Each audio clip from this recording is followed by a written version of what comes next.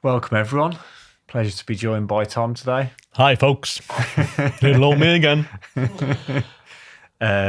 Yeah, great to have you on. So we're having another short episode reflecting on behaviour change, which we've had some recent ones with Marion and Fran as well. Yeah, I know. I've heard Marion's one. Have you? Yes, I have. And how did it make you feel? So low. Going on about drinking water all the time. Yeah. Got this little thing on my shoulder, drink water. I know I should drink more water.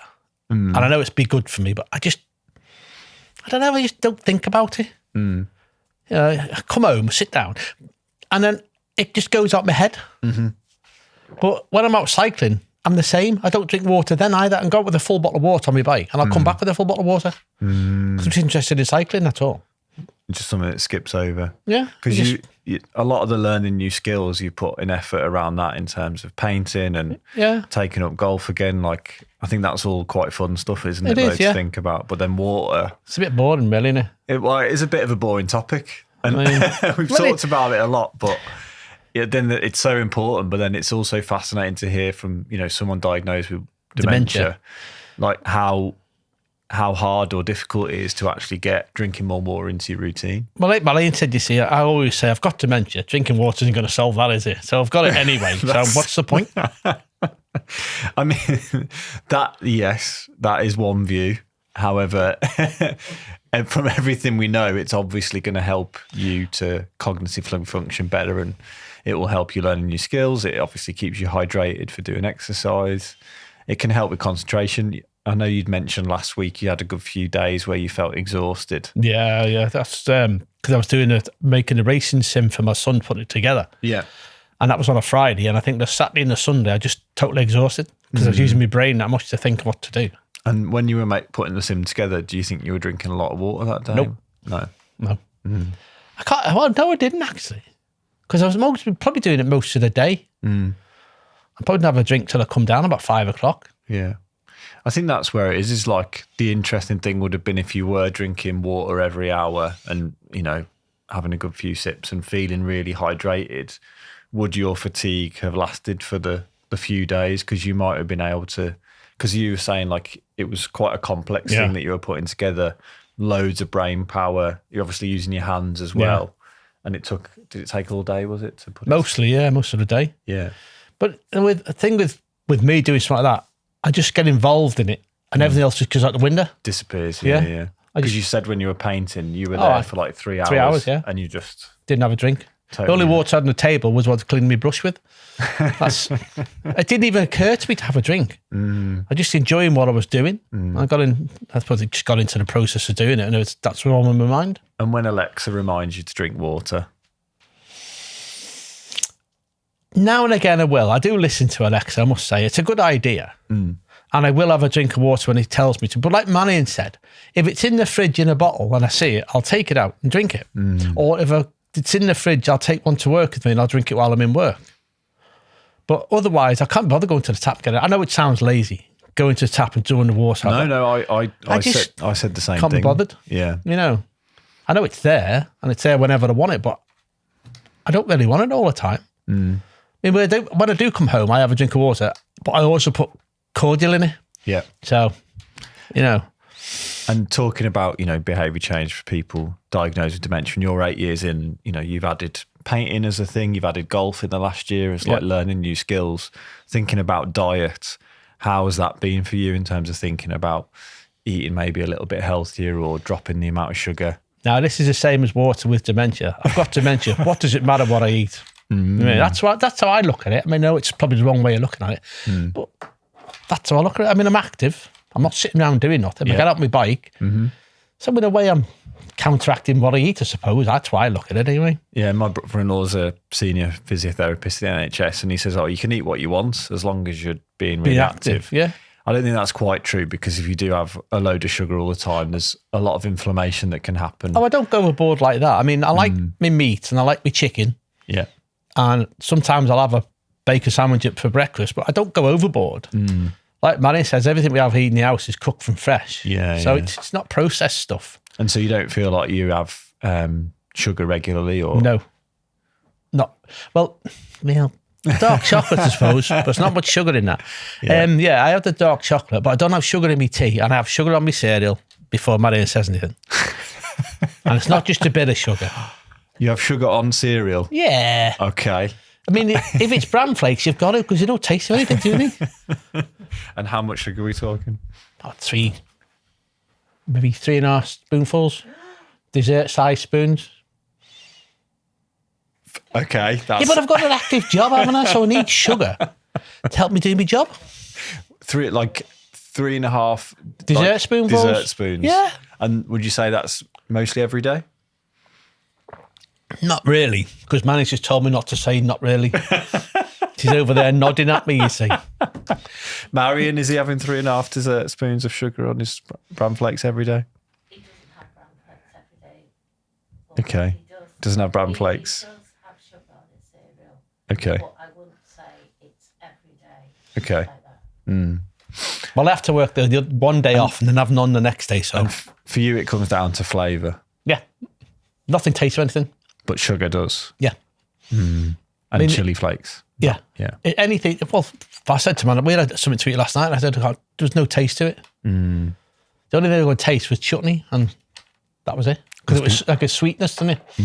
Yeah. But I couldn't taste anything else. Yeah. It must be frustrating. Not long as I've got a bottle of Tabasco with me, I'm fine. It is, I suppose, yeah. But you're not going to put that on your bran flakes. No, not really. It's got to have sugar. It is. It annoys me because, like Marlene had said before, I used to like my vegetables sometimes rotten. I just eat vegetables on their own. But because you don't taste anything now, not interested in them. Interesting. Have you ever tried any alternatives to sugar that you could put on your cereal? Nope. We'll have to go away and have a think. Sweeteners, I suppose, but Maple syrup? At least no, that's far too sweet. That is. Okay. That's too sweet. That's too sweet. That is. Okay. Yeah. Not really. No. Banana? Fresh banana, no? Would that taste? I've had banana on toast. That was all right. Yeah. Because that's quite sweet, isn't it, banana? Yeah. See, that's another thing that's sweet, isn't it? Anything sweet's all right with me. Yeah. But I think the banana on bran flakes would be well better than a few teaspoons of Banana, sugar. bran flakes, and sugar. That would go down well, wouldn't it? You'd have a hell of a breakfast. This is going well. Think of all the energy you have there then. You have the sugar for energy, the banana for whatever else, and you'll be well gone. I know I should take things more serious, but I just don't see the point because I'm doing well. Yeah. You know, I'm out there doing stuff. I'm active. I don't sit there and looking out the window all day, Yeah. looking at people running thinking they're inspiring me to do nothing. But I just enjoy the way I am. Yeah. I suppose it's, if you are living well, then like anyone, you think, oh, well, why change it? Yeah, I guess it's like when you're having those days when you you feel absolutely wiped out and you've got no energy. yeah. And you start to get a bit down. It's like, how can you make those less infrequent? But if they're infrequent already, I suppose. I haven't had a really bad day. Well, I had that day when I was tired doing Kevin's racing sim. But Yeah. that sort of thing is just tired. But I haven't had a bad day for ages. Yeah. I mean, a depressed day. Yeah. A day where you've got the dark cloud over you and you're just sitting there thinking, what am I going to do now? What's happening to me? But I haven't had them for ages. Well, that's good. Yeah. That's really I good. think being active has helped me a lot, I think. You know, if like I said before, if you sit there just thinking to yourself, well, what's going to happen now? What am I going to do? What will be here next year? Then you're not going to do well, are you? No. You're going to go down it altogether. Yeah, of course. But And I it know would be- not everyone can do that. It's all different for their different people. But if you can just do something, just go for a walk or Absolutely. You know, yeah. go to the Just- pub. Just get out there. And if you can not have loads of sugar on your bran flakes, even better. I know. But what All right, Manny well- should do is he'd hide the sugar, like he's hide the salt. If he hid the sugar, I'd be all right then. There we But go. If he's hid the salt on me, but I've got some sausage of salt from work in my wallet, you see. All right. Well, We have that pink Himalayan salt. It's boring. I'll shut up now. we'll revisit the sugar question in a month or two. Oh, I suppose the problem is that if you don't see it as a problem, then it might be hard to change. no, because when I worked in the Falklands, before I went, I had 2 spoons of sugar in my tea. And I was in the Falklands for a while and I just stopped taking sugar altogether. So it's possible. Yeah. All right. But you've got to want to change, haven't you? That's the thing. That's it. Yeah. So do you want to cut out sugar? No. Truthfully, no. Because I'm active. Look why I look at it, is I have all this sugar. Yeah. I go to work, I'm active as hell in sugar. So I'm active in work, really busy. So that must, to me, is burning off the sugar of just having my breakfast. Yeah. Because I walk to work, do my work, walk home. It's hard to argue with you, Tom. So I've worked it all off. I know it's not scientifically sort of thing, but, that's how I look at it. Yeah. And if I go out on my bike, I'll do 20 miles on my bike. So what happens if I have sugar in the morning with breakfast, then go for 20 miles on my bike? Surely I've worked all that sugar off. Yeah, absolutely. Yeah. I think it's the processed sugar side of it and the extra amount of sugar that then is like causing a bit of inflammation because you do burn a lot of it off. Oh, yeah. But when it's processed and refined sugar, and especially like the granulated sugar or whatever, that is like literally processed sugar. If you're having 3 bananas in the morning, then the argument of like burning it off is maybe because it's like natural I do sugar take a banana with me when I go cycling. There you go. Now and again. But I was in Singapore once and this fella gave me a drink and it's pure sugar cane. My God, I couldn't drink that. Good God, no. No, I understand what everyone says about sugar and what you should do and that, but I'm happy and I'm busy and I'm doing what I need to do. It's the lack of taste, isn't it? Nothing tastes of anything. I mean, that's why I had that Pepsi there, because I could, sorry for advertising, because it tasted something. Yeah. I had that coffee before and thinking, I was cold and didn't taste of anything. But I had to put sugar in that, you see, because of the sweetness. Yeah. Well, I think if anyone who's early in the diagnosis of dementia can take even half of what your attitude is towards getting out there and learning new skills, you could ignore the sugar stuff from Tom, but everything else, unbelievable. Don't listen to him.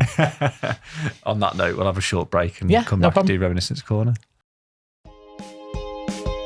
We really hope you're enjoying this podcast.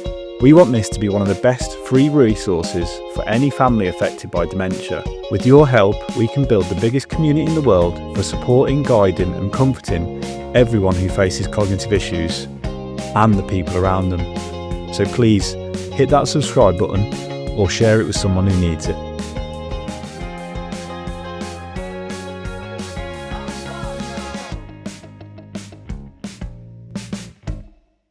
And also it's about presenting the music in the right way for that person as well. Sometimes they might need it sung to them. Sometimes listening will be really helpful. Yeah. But music reaches a part of us, or can reach a part of us, that words often can't, and that other ways of communicating can't. And we talk about, in Nordoff Robbins' approach, we talk about the music child, which I guess is kind of similar to the inner child of somebody, but that we've all got this musical part of us that's innate, because babies often, when the first thing they do is sing or go ba ba ba ba ba ba ba ba ba. I still do that now. Well, yeah, it's something that carries on through life. Yeah, it does. But music is a part of us that's very, very early in our development. So a lot of the time we're aiming to reach that music child in someone and invite them to come and play with us. There you go. That was the wonderful Rachel, music therapist. That was Lizzie. Lizzie, I was close. You're not having enough sugar, you.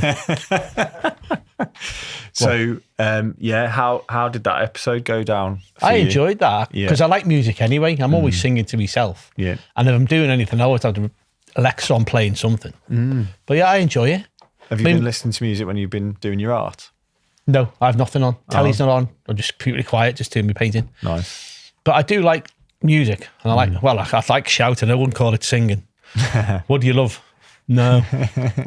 But it's always Christmas carols with me. It's the only thing I can remember, really. Yeah. And do you find it's like helps you to relax, or do you find it helps it get you moving? How do you? I don't know, really. I just like listening to it. I wouldn't use it for anything. But these people go to the gym and you've got to have the music blasting. I couldn't do that. But no, I just like listening to anything, really. Yeah. And do you listen to it in work, or do you have... No? Oh, well, I got no choice in work because you've got Radio 2 on. Oh, okay. But you have that on. But yeah, I mean, it's like women in the car. I like listening to the music, but I think the people who are on the radio just chat too much and not play enough music. More music required, I think. Yeah. So you get a lot out of... I do, yeah. It lifts me mood, really, I suppose, having the music on. Yeah. Makes you feel alive and what you want to do. Yeah. And do you have a playlist, like a favourite playlist or a favourite set of songs? There is one on Alexa, but I just tell Alexa to play something from a certain year. Oh, okay. And off it goes, and I just go from there. Oh, nice. What years do you go for? 1980 and 1990 mainly.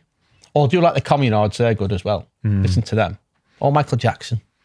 Great. So it's a big part of your life, then, music. Yeah, it's just enjoyable. You know, you can go wherever you want, listen to music, can't you? Yeah. Yeah. Bit of escapism. Yeah. Lovely. Great. Well, it's been awesome to have you on today. And I've done we'll my be best. revisiting the sugar question and the water question in a few months. It's my fault. I'm always on the sugar. At least I don't snort it. Yet. It's been great to have you on, Tom. That's all right. Pleasure. My pleasure. Thanks for listening, everyone. Thanks so much for listening to today's podcast. We hope you've got something out of it. We understand that everyone's journey is different, and we understand there's hundreds of types of dementia. So we hope through conversation, we're supporting you on your journey. So please like, subscribe, tell other people you know who might benefit from the podcast. And if you'd like to come on, please do get in touch. Just a reminder to do your own research. We always take guests, scientists, researchers, people supporting people living with dementia at their word. They might talk about things that are new in science. They might talk about things that have really helped them. So just a reminder, do your own research. And thanks again for listening.